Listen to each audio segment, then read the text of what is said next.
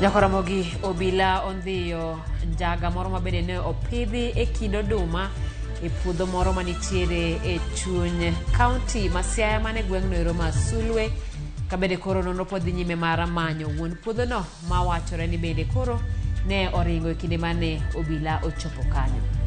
Ramogi bende nitiere weche motenore kod yiero kanyo gai mar joluma no joro kinda jodong Luo.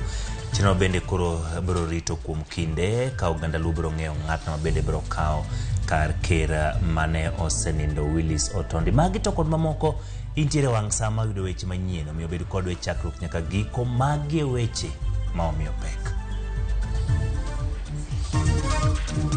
The total number of deaths so far is 241. We have evidence of more graves in Shakahola forest. Liete maloya par osefweny kendo rito kunyo mondo gol ringre puodho ma Shakahola, serikal olando. Mimi sioni hata maana yake sababu kila mtu ako na nyumba, hata ikiwa ni nyasi kila mtu ako nayo. Huwezi kaa kwa nyumba na una chakula. Kuna ushuru pia wa Kenya tunalipa, inaenda wapi? Jo-Kenya pod medo kwedo paro mar choko osuru mar gedo mar udi ma serikal dwaro ni oketi e chik. According to the Luo traditions, they will pay their final respects to the Otondi on the 10th of next month, after which they will now be free to fill that position. Yiero mar ker mar oganda Luo igeno ni biro timore tok tarik 10 dwe mar auchiel.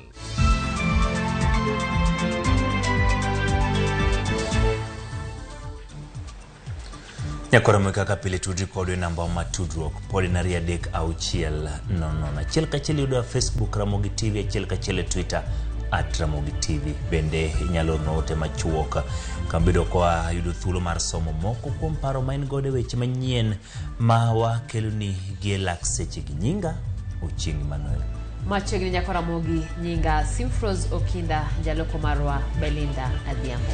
Kawachao gi kaunti ma Kilifi ringre 10 ma otimne gi bero doche ma kawuono Shakahola oyangore ne otho nikech kech 4 ne okoyang kitho margi ni mar giseto. Jafwambo marwa Judith Omondi miyo waler.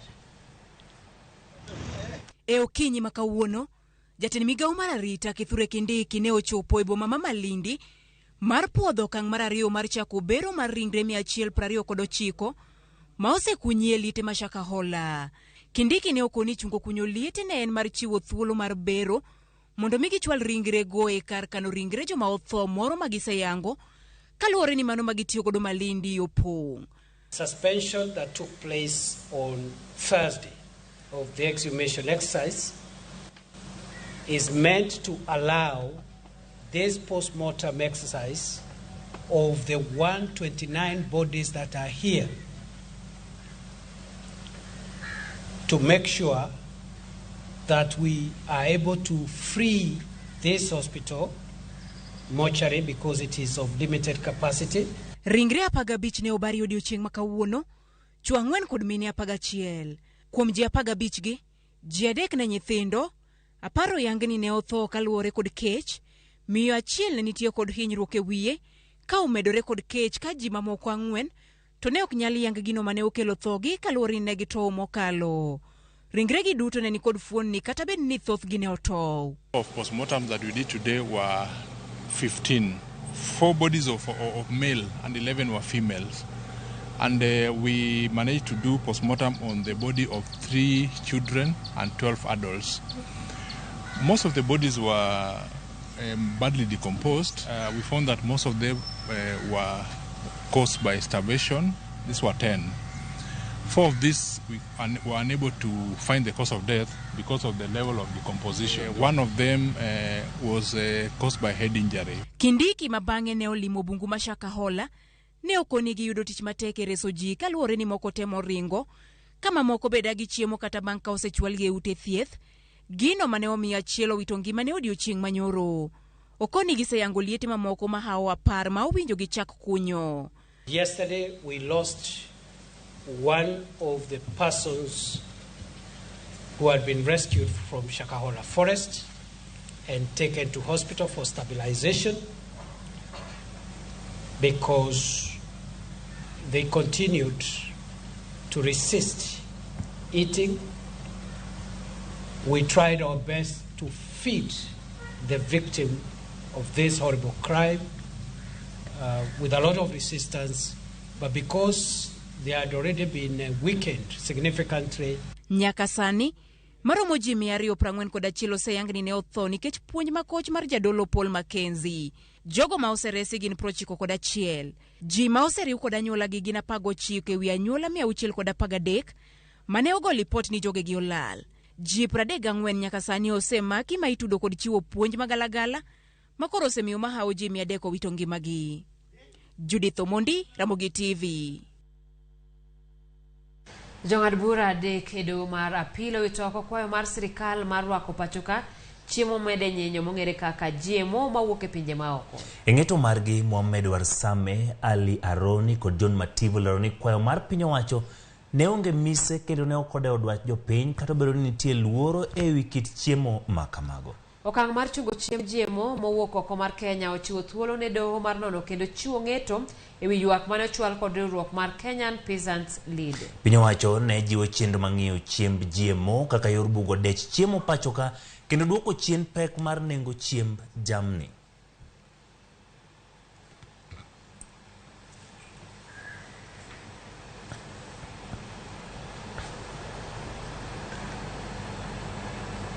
Doho mamalo ochiwo thuolo ne duol makedo gi mibadhi EACC mar loro agulu mar bengi mar apisa moro matiyo e log tich mar Ted County ma Nairobi City Hall. Jagono manyinge Michael Auka Ajwang iloro aguline manigi shillings million 537 ma ichich ni dibed ni oyude yor mibadhi ni mar osache en mana ma shillings 21,000 dwe ka dwe.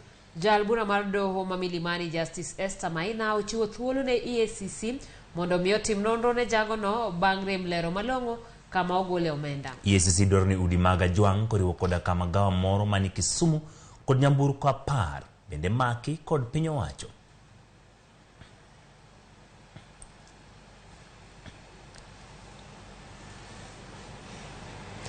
Kuom jopuonj 20,000 mane ondiko duol ma ochung' ne ndiko jopuonje pachoka Teacher Service Commission e chak higani 4,000 ne gin oganda jo Kalenjin ka 3,000 ne gin oganda Abaluya. Kwan jopuonjgi ne owachi gi jata tije ma TSC Nancy Macharia e lipot mane ogol kod TSC nyim komiti moro mar od bura mar duong' mana bende Lidio Keo miwalerne. Report ma awiye ma ogol gi jata tije duol mandiko jopuonje pachoka TSC Nancy Macharia. Report manyiso ni kuom jopuonj 36,000 mane ondiki tich gi TSC 20,990 kuomgi osechwal skunde ma gibiro puonjoe. Report no nyiso ni oganda jo Kalenjin ne oyudo lemo machwe ka ipimo kod oganda mamoko ndiko mar jopuonj ma higane ka jopuonj 4,048 no ndiki koya e dhod jo Kalenjin. Iluwogi gi jopuonj ma jo Abaluya maromo 3,187 mano ndiki higane ka jopuonj ma ya dhod jo Kikuyu luwogi gi kwan maromo 2,913. Kwan jopuonj ma jo Luo mano ndiki gin 2,576, jopuonj ma jo Kisii gin 1,737, jopuonj ma jo Meru gin 1,122 kiluwogi gi jopuonj ma ya dhoudi mamoko ma Turka. Emano mamoro chuny, jopuonj duto man kod ng'ol manooro kwayo duol mandiko jopuonje pachoka TSC duto nondiki gi duol no. Atamalo 43 mar jopuonj manondiki gin mine ka atamalo 57 margi gin joma chuo. Jopuonj manondiki go ni e kind higni 21 nyaka 56 ka thothgi gin jo higni 28. E twak mare gi jofwamb weche Maturka, jatend piny Kenya William Ruto nowacho ni mai higa ma piny owacho ndiko e kwan mamalo ma jopuonje pachoka ka ng'urto osebedo kawuok kuom jatend riwruok jopuonj mar Kupet mawacho ni ndiko mar jopuonj itimo ya kwede mag dhoudi e pachoka. Je, wewe unaelewa ya kwamba serikali hii imeajiri walimu 35,000 yenye haijawahi tangu Kenya iundwe? There has never been one hiring of 35,000 teachers. Lakini hata wanasema bado JSS madarasani hakuna walimu. Ni tamu moja sasa wanafunzi waliingia hawajapata walimu hadi sasa. We are hiring another 35,000 next year, next financial year baada ya hii budget. Kwa sababu mimi naelewa Na hii shortage ya walimu, kulikuwa na shortage ya walimu 1,110 mimi nikichukua wadhifa wa uongozi. At least nimejaribu kupunguza hiyo shortage ya walimu. The teachers who are worstly treated with that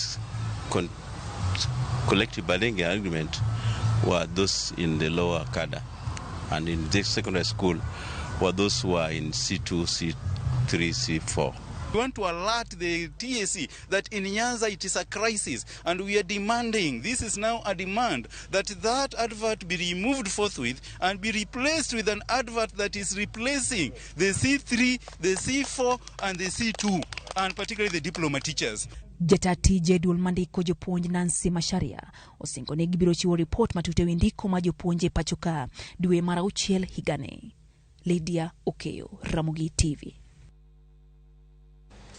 Liet ewi chenro mar gero ute manengo gini piny ka ing'ado atamalo 3 mag osara kuom jotich dwe ka dwe koro ne omuoch kendo e nyim kamiti mar od bura e romo mane gibago kod jagoro mogirore migawo mar udi Charles Hinga. Hinga ne yudore tago maliet ka jod bura dwaro ng'eyo gimomiyo chenro no oket mondo obed mochuno kata ne jogo mok dwa ute mag piny owacho.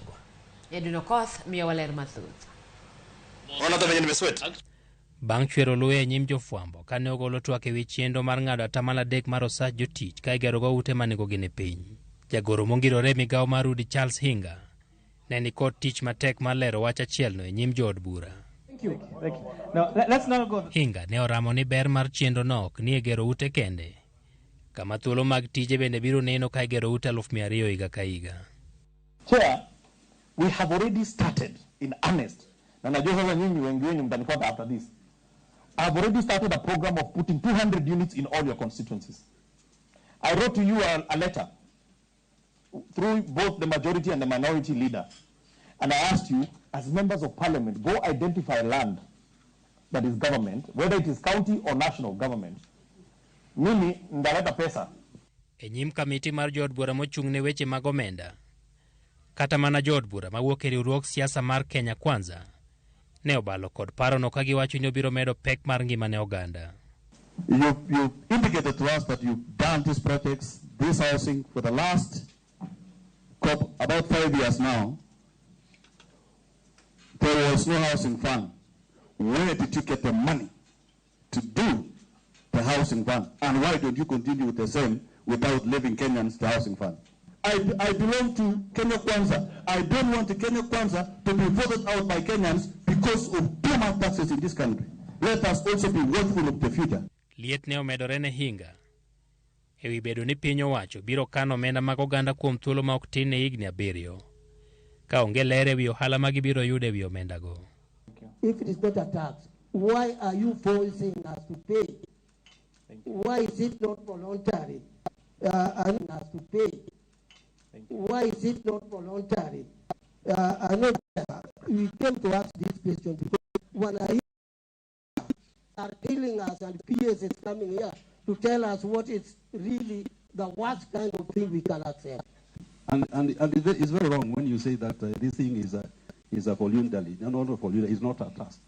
So long as it's a mandatory, it becomes a tax. Why is it? Why are you making it as a law to contribute on this? To kane lieto tamore gi nono, Hinga ne owuok lep oko mar romono kane wachore ni dware kamoro mapiyo kendo koro nyalo mana dhi nyime gi duoko penjo chieng' wuok tich. Ne oganda paro medo pogore wi chenro no ka giwacho ni en gima onego wene mana jogo madwaro ute ema ogol pesa ma igero gigo. Si kila mtu ana earn ile pesa yenye inaweza katwa hiyo 3%. Unapata mtu kama tuseme for example mimi na earn tuseme 10,000. Hii 10,000 ikikatwa 3% of this 10,000 monthly. Kitambo ifike hiyo nyumba tuseme for example nyumba ni 4 million. Itafika lini hiyo 4 million? Ninaomba ya kwamba uweze kutembea polepole. Ni kweli inahitajika mijengo, lakini kwa mpango. Jaribu kutengeneza mpango, uunde kwanza namna utakavyoweka hazina yako. Serikali iwe na nguvu. Na baada ya kujisimamia bila kuwa na mambo ya kukopa na kufanya nini, basi waanze kutengeneza mpango wa kuendeleza nchi kutokana na miradi mbalimbali. Kata kamano, nitie moko kuom gima bende siro parono. Tunakaribisha rais hata akuja Nandi, akuja Lanji housing kama mtu hataki, resign kwa kazi, ila Wakenya wengine wapate opportunity ya kazi ndio waendelee na hiyo project ya national housing. Edwin Okoth, Ramogi TV, Nairobi. Komiti mochung'ne tudo duond buche kod bede migepe mochung'ne weche siasa okwado twak mar manyo kwe kind piny owacho kod Azimio ka gidwaro ni duond buche siasa duto onywaki ei twagno. Komiti no bende oseazimio kuom temo dhiro jandik duond buche siasa Anderitu mondo ogwe tao kaluwore kod midhiero mar laro telo momako duond bura mar Jubilee. George Bati miwa mathoth.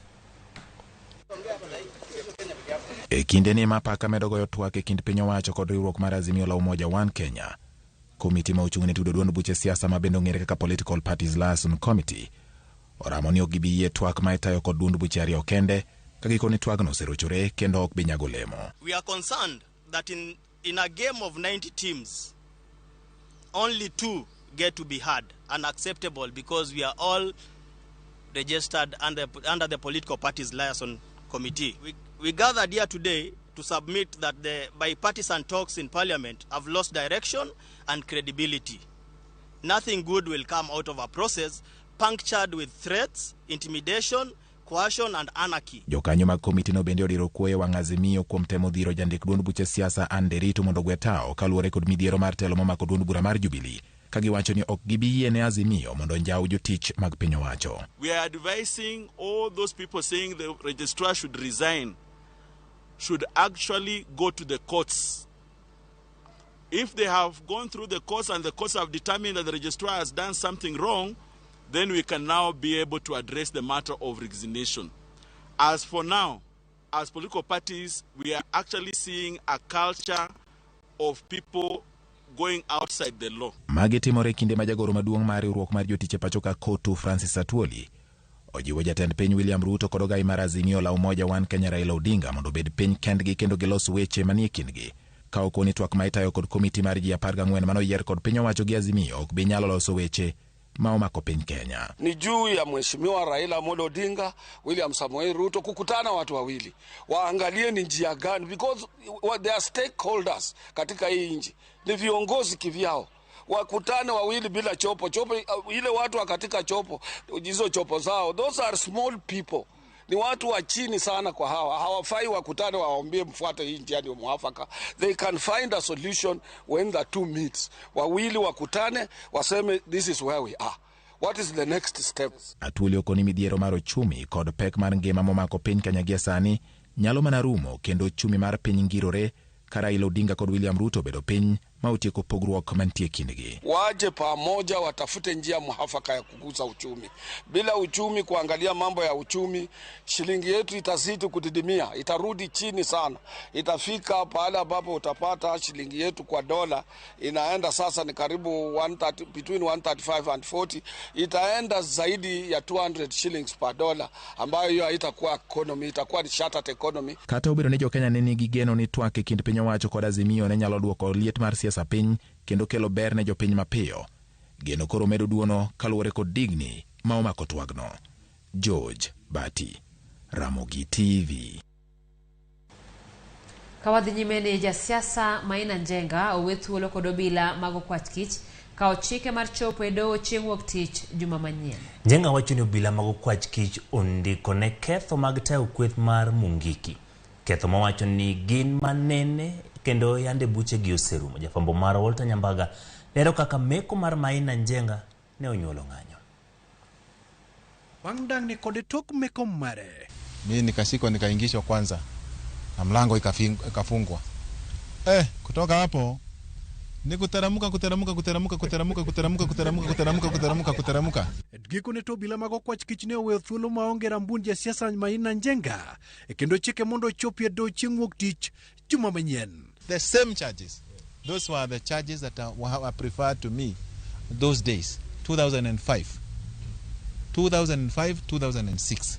The charges of Bangi, the charges of the planted firearm, all these charges are very similar. And what was happening those days is what is happening now. Number 2, he was being accused that he organized a meeting of recruiting people to Mungiki. Number 3, he was being accused that he has documents that shows that he's recruiting Mungiki. Number 4, he was being accused of having attended a Mungiki meeting. When we asked, how did you identify the number of the Mungiki or the names of the individuals who are Mungiki, we were told, look at the names. Maina wacho ni okwach kich ne ondiko ne ketho mane omake ne higni 20 mokalo kaka tayo kwethno rwako ji kwethno kod timo bura mar kwethno gwenge mag Wanyororo kaunti ma Kiambu tiyo kod yedhe mamero ji kod bedo kod bunde tok chik.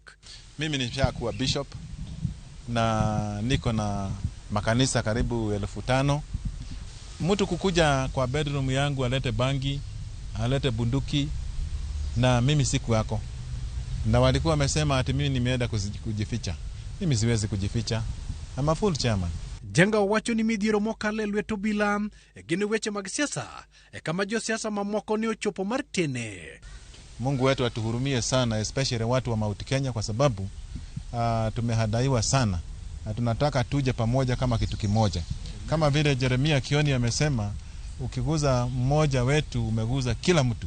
Na tunataka watu wa Mount Kenya wote waanze kufikiria tena. Motelo ne wethulo maina jenga ne ochopie log tich mono kwach kiche apaya ma Kiambu Road kama ne odine komseche bura kajo era mage ne obago ng'anyo kanyo kadwaro ni mondo bila mondo wethulo. Josiasa mutingo Martha Karua, George Wajakoya bende ne ochopo mar bedo kode. And this is a call for the Mount Kenya people. We were ready to for 4-5 years at Dauda, and wale wako kwa serikali saa hii wanastuka kuona ya kwamba watu wa Kikuyu na hasa vijana wameanza kuamka na kuuliza haki yetu iko wapi. And cases we know are being lined up against most of us. Obila mago kwach kich ne ogolo maina jenga kendo yombo kode gino mane okelo luoro mathoth ni okil mar Ndegwa Njiru kod joera mage. Kinde ma paro medo nyuolre kindo oganda ka jodito mag Azimio la Umoja One Kenya Last temo penjo gino momiyo ne othiny oko jasiasa Maina Njenge log tich mar okwach kich ka okondikne makosa mora mora gino mogeluo ni koro piny owacho we tiyo kod bad migawo mar okwach kich mar rocho ratiro mag josiasa. Walter Nyambaga, Ramogi TV. Erokamano Walter Nyambaga kuom lipot ma ong'ith. Bende kuom kawo thuolo mar modho tiagas odiochieng' ma kawuono. Nyakwaro mga jwangi kanyo mokawo godo yweyo mokwongo, kata kamano kik idhi mabor, pod wantiere kod mathoth moikoni e chenro mar Oimore. Obila ogoyo gono puoth nyasore moro e kaunti ma Siaya. Asset finance, import finance, insurance, salary check of loan, civil servant loans. Mwananchi Credit has you covered. Mwananchi Credit, investor in people.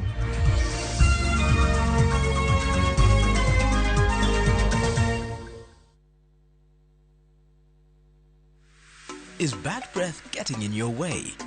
FreshMed mouthwash is formulated with fluoride and essential oils designed to fight bacteria that causes bad breath and tooth decay, working to give you a stronger enamel, fresher breath and healthier gums. For better oral hygiene, try FreshMed today. Available in ice mint and spearmint flavors in all outlets near you. From Tropical Brands.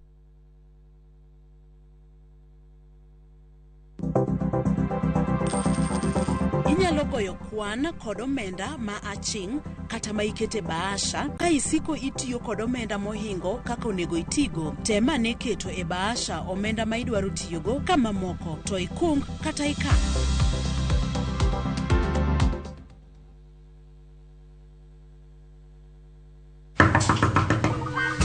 Lakini mbona mmechange password ya wifi? Hata baby girl ako home, ndio wamesema go away. Bro, mambo janjes, takusuma majirani. Make chako smarter.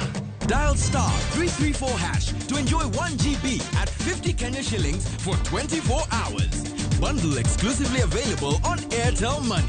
Okay, nimeshasotiwa hiyo 1 GB. Sana tayako kakuku tu.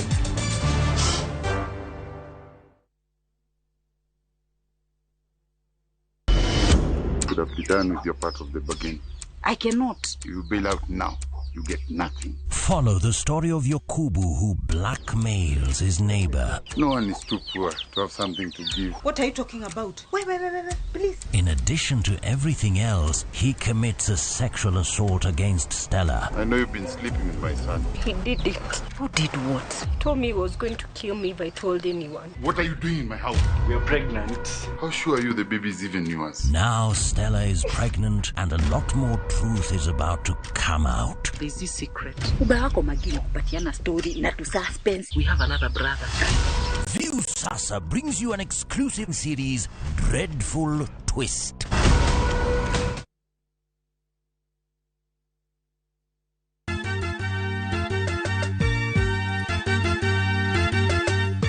Wabiro kelo pak e nying Jehova. Hallelujah, maler wamiyo Nyasaye duong'. Ma en Nyasaye manyiso luor.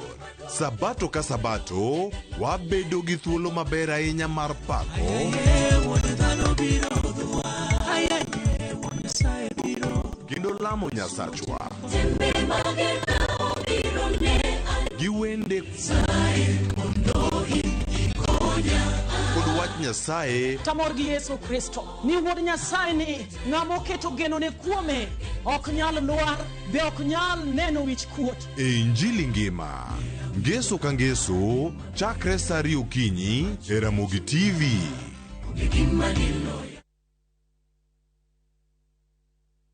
Jishindie Smart TV kwa shabiki.com kila wiki. 100 bob kwa games za leo, 2 Smart TVs to give out this week. Not for persons under the age of 18. BCLB number 416. Shabiki.com.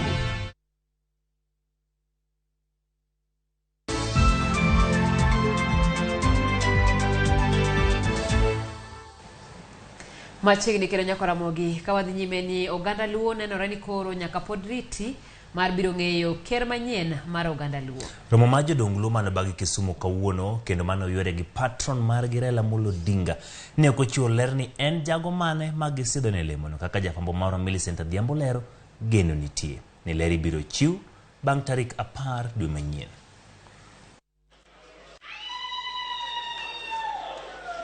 Ne en romo mane igeno ni nyalo kelo duoko ni to en ng'a madibe ni jodong Luo oyiere mar sidho kaka ker margi. Romo mane obagi od romo mar Mama Grace Onyango e boma ma Kisumu ne oyuorie gi Raila Odinga. Kata kamano, onge ler malong'o ma owuok mar ng'eyo jal ma idhi milemono mane odong' thuolo bang' tho mar ker Willis Otondi dweche 2 mokalo.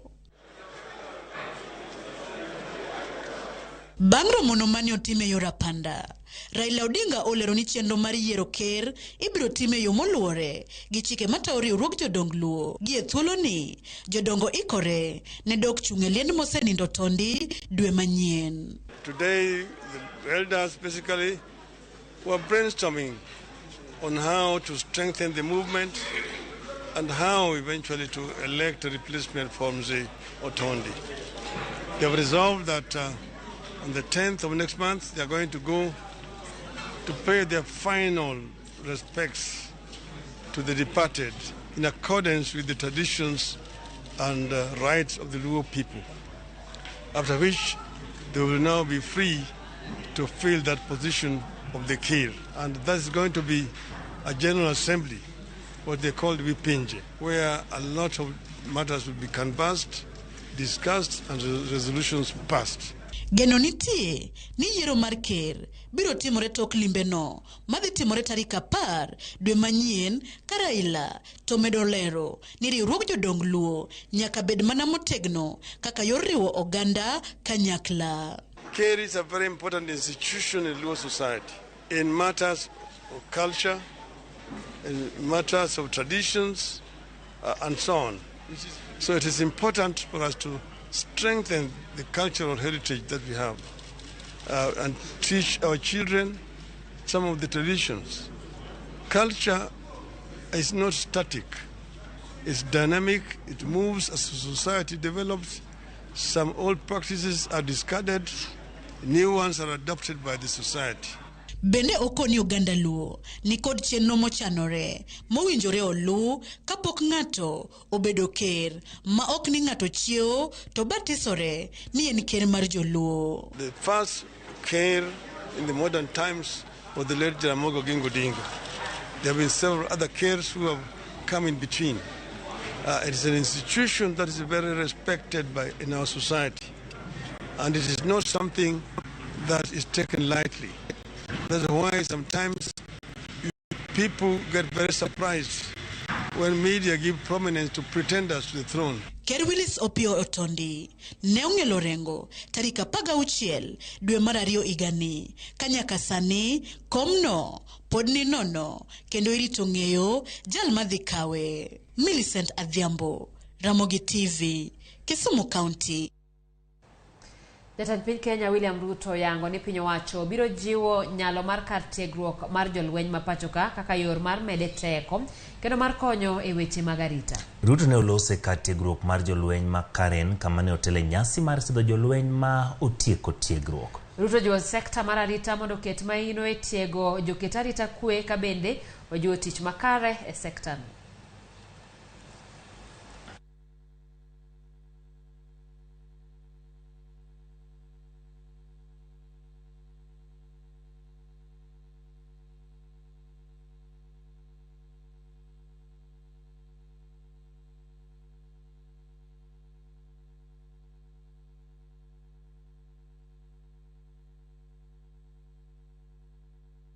The participation by officers drawn from diverse sectors enlarges our shared understanding, fosters collaboration, enhances synergy, and strengthens integration among government agencies in addressing the ever-evolving, increasingly complex national and regional security landscape. I therefore urge all other ministries, departments, and agencies to take up appropriate learning opportunities at NDC to enable us build a critical mass of like-minded senior officials who will contribute to national policy through homegrown solutions at the strategic level. Nyasore manengo ne poko ng'ere ondhi e puoth oduma moro e gweng' ma Sulwe e kaunti ma Siaya. Jalup County Commissioner Robert Ngetich wacho ni ne giyudo maling'ling mar puodhono kuom achiel kuom jogweng'. Apisas mag arita e kaunti ma Siaya nomonjo gweng' ma Sulwe mantiere oko mar boma ma Siaya. Gioko inyalo paro ni ma en puodho mar oduma, kata kamano i puodho ni opidhe njaga maromo eka achiel. Apisas mag arita go kotelnegi kod Jalup County Commissioner Robert Ngetich wacho ni gichopo ka tok yudo maling'ling koa kuom achiel kuom jogweng'no. We are gathered here today following an intelligence report that we received that somebody had planted what is suspected to be cannabis sativa. So upon receiving that intelligence, we came here as a security team and we have embarked on uprooting, and you can see the quantity. Ngetich wacho ni njaga no opidhi e kind oduma ka wachore ni wuon puodho ne rito kayo nyasore no kamoro achiel godumbe. Ngetich bende duoko erokamano ne jogweng' kuom chiwonegi lipot kowacho ni njaga no dokelo hinyruok malach ka dine ok ofwenye chon. Kata kamano apisas go wacho ni ne ok ginyalo dhi achich ma wuon puodho ka giwacho ne gidwaro mar yudo neno mondi eka gichaka pedha mar mako wuon puodho. Because were it not for that patriotic Kenya, you can imagine the damage that would have this bank would have done, especially to our population. So we have not apprehended the suspect, but investigations are ongoing. First was to uproot, because had we not swung into action immediately, we would there could be chances that this evidence would have been tampered with. Ngetich wacho ni magi moya owangi kendo sani gibiro timo pedha mar kolo i puothe mar neno ni onge ng'ama ochako kiko nyasore e cham. Kawuok Siaya wang'ado nam wadhi kaunti ma Migori. Jotend kanisni ne obago alama kuonde ma masiche mag apaya osetimore chuny boma ma Migori kaka yor riembo hawi marach. Jodolo gojo piny owacho mondo konye puonjo jopiny kod joriembo e wi rito ngima e ndara kod luwo chike mag oganda. Chike go eko mag ndara. Jojuma miyowa ler. E kinde maromo dwe achiel kod nus, kwan ji maloyo 15 osewito ngimagi e masira mar apaya e chuny boma ma Migori. Kaluwore kod masirnigi mag apaya, migepe ma opogore osewuok oko mar kawo okenge mar geng'o masichni mag apaya e chuny boma ma Migori. We'll make sure that those people parking, boarding and dropping passengers or even bringing in construction material during the day are moved. Joten kanisni ma oting'o mag mawuok e kanisa mar Pefa, Maranatha, Deliverance kaachiel kod moko ne obagalam e kuonde masichnigi mag apaya yando osetimore e chuny boma ma Migori.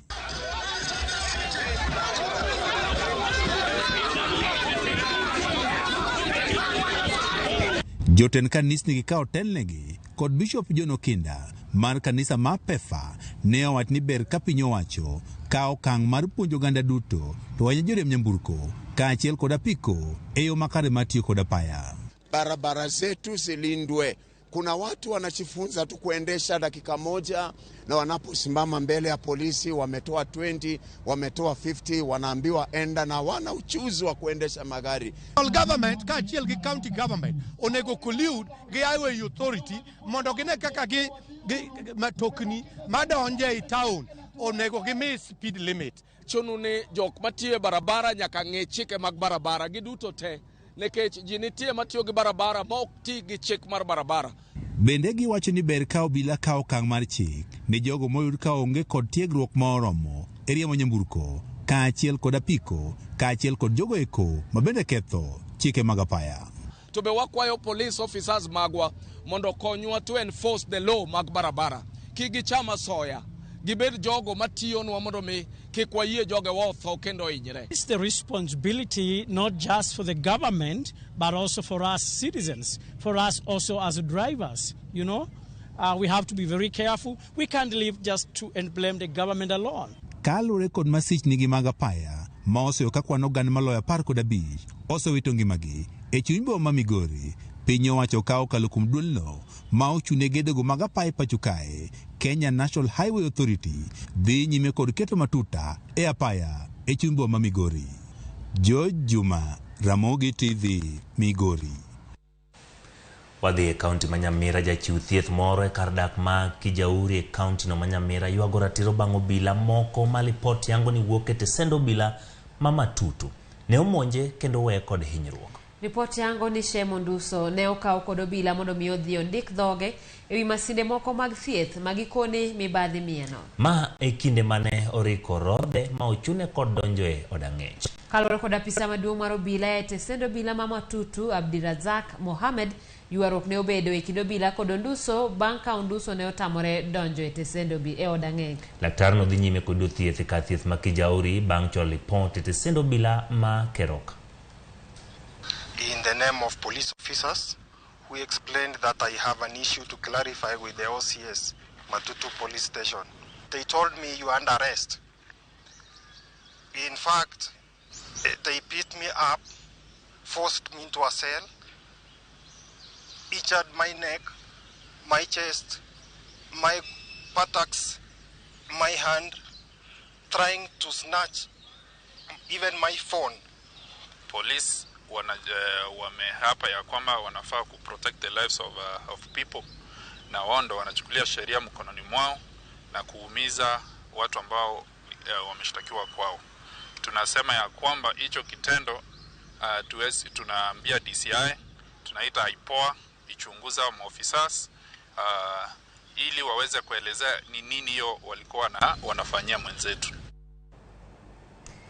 Ramogi wado na kaw yweyo mokwongo e chenro mar Oimore moko kom ote donjo ka e mbui marwa mano mar YouTube. Otis Nyakwar Nyawade wacho ni Chieng' Emmanuel ne maler kan sindo mwalo kendo weche manyien choponwa e yo makare. Abidhi Junior wacho ni kang'eyo gima Abidhi we maler. Elvis Otieno wacho Ramogi ler kendo winje maler. Ramogi ler ante Kisumu City aneno yo makare. Ok ang'eyo ka intie koda moko kuom duoko. Antie ng'at ma wuok e kaunti ma Migori luongre ni Owino Janabi, owacho ni lamo to onego medre Migori nikech chal gik makoro chunje moko os madwaro remo osebedo mang'eny Migori ka, lamo onego bedie. John Olwendo Wuda Lego Kodiere iwacho ni iwuoro piny owacho kaka iwacho ni njaga mopidhe oduma to gifwenyo piyo to dhano ma onegi shaka wala to ofweny moleo. Mogik jotelo duto ma ojwang'o tijegi mondo ogwe tao kotelni kod jotend arita kwe ma pacho ka. Erokamano ng'ato nitie maluongre kani nitie ng'at moro kaendi ma bende luongre ni Owino Janabi ok odich gi udi midwa gergo. Wan one kaka inyalo duokonwa nengo mar ngima piny mondo mi wadag makare. Kamano Owino Janabi ka intiere Oyani Masenya kwara magajo. Emmanuel, do yie ni intiere jirende maricho? Jirende maricho nyalo bedo manyalo kelo gik machal gi ma wanyalo moneno e TV kanyo. Takara kidhi mabor waduogo gi weche mathoth.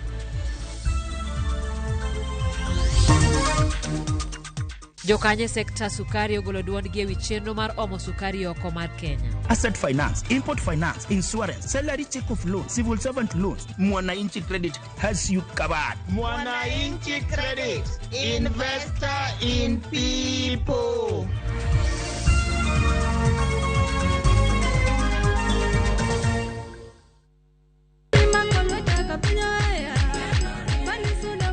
Injili kalo wakelonu wende mag puoch gi pak.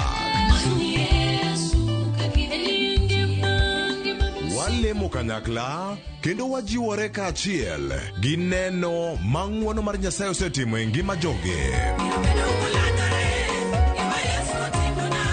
Tudri kodwa Jumapil ka Jumapil chakre sa 12 okinyi nyaka sa 7 odiechieng'.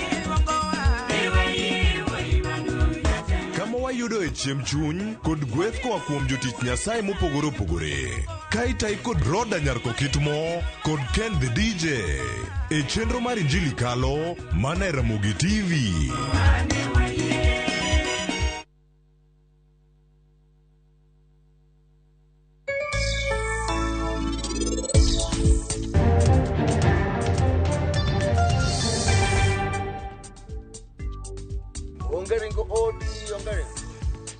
Odi magi tije mibere.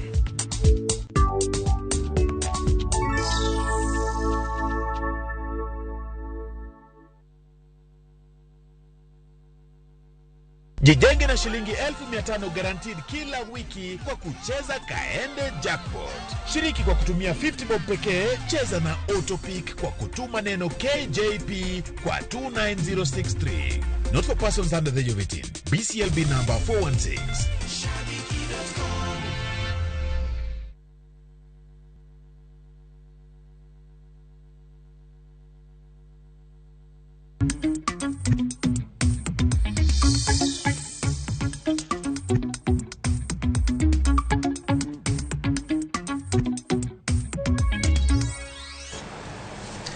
Machiegni mesa mar ohala tenriruok jotije mag kembe sukari ma pacho ka dwaro ni weg kembe sukari emoyienegi golo sukari e pinje maoko kaka yor dino fuok mar nok ma sukari e pacho ka. Jagoro maduong' mar riwruogno Francis Wangara kwayo jatend migawo mar pur Mithika Linturi mondo kik chiw thuolo ne kembe mamoko mag ji giwegi mondo kel sukari e pacho ka. Ma iluwo lendo ma Linturi nyocha ogolo kowacho ni Kenya dhi omo sukari maromo tan 1,180. Wangara wacho ni sukari mawuok oko bende nyaka non mar neno ni ok ginyal hinyo ngima oganda. The sugar importation, the priority should be given to the millers so that they can continue selling the sugar so that there is nobody who is going to lose employment. What we know for the Kenyan today is that once the sugar will be announced that it's being imported, the following day you will see it on the shelves. But we want to make sure that the sugar importation is done by the millers, not any other person, because those ones will be the ones to regulate up to the extent of knowing that the sugar that is in the market cannot interfere with what they will be producing. Chai is very key to Kenya. Sani japinyo kenya madho chai. Nikech sukari dhi malo, bech sukari dhi malo kabisa, pok no chopo kanyo.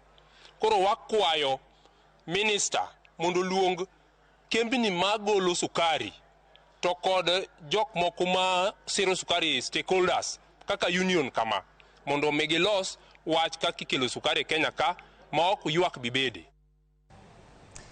Jopur e kaunti ma Siaya timo ikruok ne nyasi mar nyisruok mwandu mag pur ma owinjore obi otimre puodho manyasani ma Avepo mayudore Boro Alego Usonga. Jotend chenro wacho ni odhiyo jopur mathoth ma bende dhi bedo e nyisruok kendo ng'eyo ber mwandu mag pur.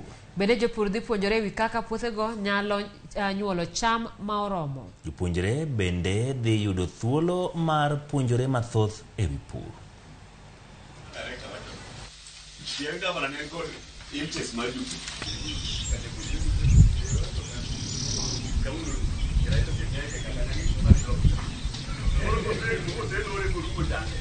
Wan ka kendigo to represent County Assembly ma Siaya to wabiro Avepo Farm ka kendigo mondo warang mikakati moseket ka waikore ni tarik 8 dwe mar 6 ma wan wabed kod jopur duto ka kendigo kwa puonjore e yore mag pur mag lony masani mondo wabed kod chiemo maber e Siaya County ka kendigo. Kawuono wan e puodho mar Avepo Alego Central to puodho ni wadwaro mondo walos romo mar jopur mondo gibi gine pur mitimore e kind oduma mopogore opogore.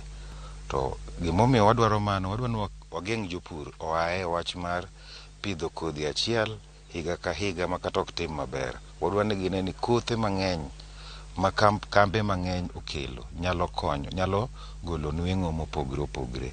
Wadwaro ni field day no ji obiye mang'eny kendo wadwaro ni jopur obiye mang'eny mondo gine gima timre. Gima waseyudo kar Siaya ka wan kod lope mang'eny mopogore opogore manyalo miyo chiemo moromo feeds kata na nation mangima. To sani wan kaka county nyaka waket teko e wach mar pur nikech en makoro en silaha mwadong' kodo. Riwruok Johan Majan mar chai e Afrika ma Ugwe koni piny Kenya kidek lalo muom maromo shillings bilion 2 e thuolo mar juma achiel kadiponi lweny madhi nyime kinde kembe marego majan kod jodak e gwenge ma South Rift ok birumo. Jakom riwruogno Arthur Sewe mane oloso Mombasa koni moko kuom kembe marego majan osechako loro nikech luoro mar rochruok mag arita to chutho bang' lweny mane muoch ma jodak wang' masinde mag ng'wedo chai magi koni omayo gi thuolo mag tije komachielo gikwayo jodak mondo miyo osir lwedo lony manyasani mitiyogo e ng'wedo majan kitiyo gi masinde mikoni kaw thuolo mapiyo mikoni pod dhano ema tiyogo. Tendi ata mogoyo tache boma Mombasa e riwruok maduong' e piny mangima matimo ohand chumbu mar majand chai. This continues. There is no doubt that the neighboring companies, particularly the multinationals, will do the same. And when they do this, it will affect us greatly, not just where they are situated, that is Kericho and Bomet, but it will expand and affect the economy of Kenya as a country. Shutting operations will have huge ramifications for the economy and the auction. Also noting that Ekaterra also has plantations in other regions in Tanzania, and right now there are developments in that area which will adversely affect our auction. Because if this investor shuts operations in Kenya, they'll be looking at the other operations in Tanzania. And there are also possibilities of other emerging auction centers. And the Mombasa Tea Auction will lose. Kama ya Kenya inapungua, zile zingine itaanza kununuliwa na wanunuzi na itaathiri kiasi ambacho nauza kama Kenya. Kwa hivyo tungependa kuomba serikali isaidie kuleta utulivu. E weche mag bengi mag KCB olando yuto mar shillings bilion 9.9 thuolo mar dweche 3 mokwongo mar higani. Kamano en medruok mar 1% kuok bilion 9.8 higa mokadho. Ka ogol yuto mowuok e bede bengi no manie pinje maoko kaka Uganda, Tanzania kod Rwanda, KCB ne kod yuto mar bilion 8.3 ma en medruok mar 22 e kinde makamano bende bengi mar NCBA ne olando yuto mar shillings bilion 5.1 medruok mar 5% ka opim kod shillings bilion 3.4 mane bengi no yude thuolo machalo kamano higa mokalo. Bengi go duto ne opoyo chenro magiseketo mag tayo ohala kokalo yoro ng'we yamo kod yore mamoko ma osekelo yot e timo ohala.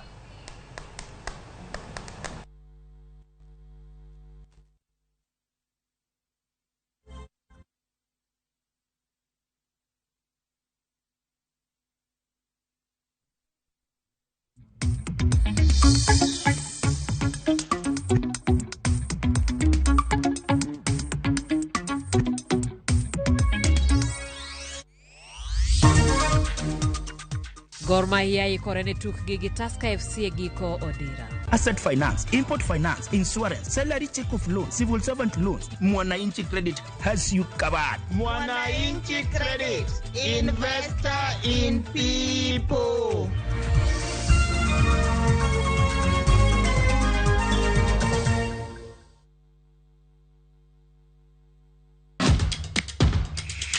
Epewe mag tuke maiero, hero mar adhula, kendo ipako gi ilo. Tudri kod James Opondo, japicha, gi Milton Ochieng Jaka Black e pau tuke. Chieng' ngeso ka ngeso, chakre sa 8 odiochieng' nyaka sa 10. Mana Ramogi TV.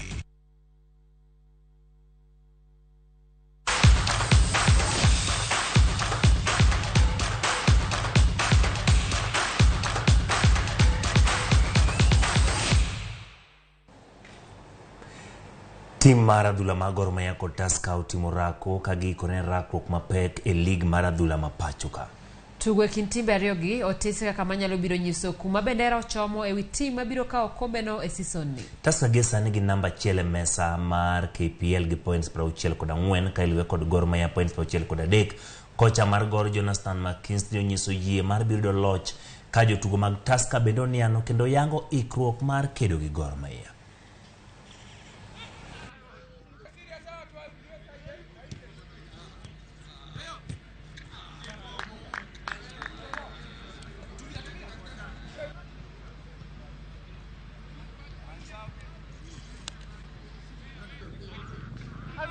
The guys have been in really good spirits. You know, the training intensity's been good. It's been really good, in fact. And the quality's been there. So, you know, it's been nice to have a few extra days. They had a day off yesterday. And, yeah, back in today now for that sort of, you know, run up to the finish line on Sunday for the game against Tusker. It's another weekend game. I know it's been challenging this season. Some of the games have been midweek. But it's a Sunday game. You know, come out. Hopefully it's good weather. Come out in your thousands and cheer us on for what is going to be a really important game in the title race. Since we are on top of the league right now, so this is something that will keep us pushing. We're just looking for the Sunday game, of which we are all motivated to win the game so that we maintain our log. E tuke mag golf ni maoktine jotugo 250 gene boma mathika gi kodirani ne tuke mag NCBA Golf Series. Gibiro lalo thuolo ma biro tuge final e kidienje mag chuo kod mine kod rowere kama en tielo mar 4 mar tuke go mayande ochakore dwe mar 3 higani kendo seyoyo jotugo bura. Tuke go mag NCBA Golf Series irango kaka mago ma chiwo thuolo ne jotugo mawuok e alwora mar Afrika ma ugwe.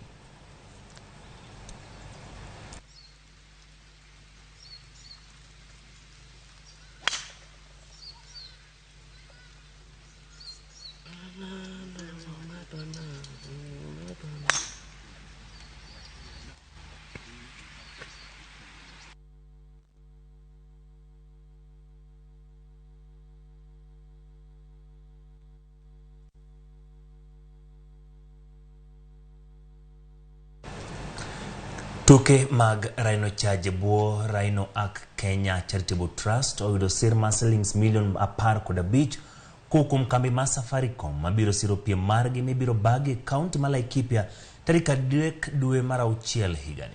Piem goyo joriembo 65 kamotingo jariembo manigi lony Ian Duncan maja Kenya. Thor wach biro bedo rita luora ka gichano pidho yien ma oktine milion 5 e Kenya mangima kochopo higa mag 2025 kagitiyo kanyakla kod bad migao mochung' ne bunge. Supporting the Rhino Charge and more importantly Rhino Arc Foundation is very key to us in terms of continuing our purpose as a purpose-led technology company. So we've done a lot on the environment. For instance, we've got a program, our Dr. Forest, working in conjunction with the Kenya Forestry Service, where we are planting or planning to plant about 5 million trees to help reforest and rejuvenate a lot of the water towers and forests in the country. Most of the fund being collected goes to conservation and are not being used to to actually run the event. The Rhino Charge Committee and RhinoWAC have been partnering with many institutions in the country, securing in-kind contributions towards making sure that the event can be run in a professional manner without incurring cost on the side of RhinoWAC.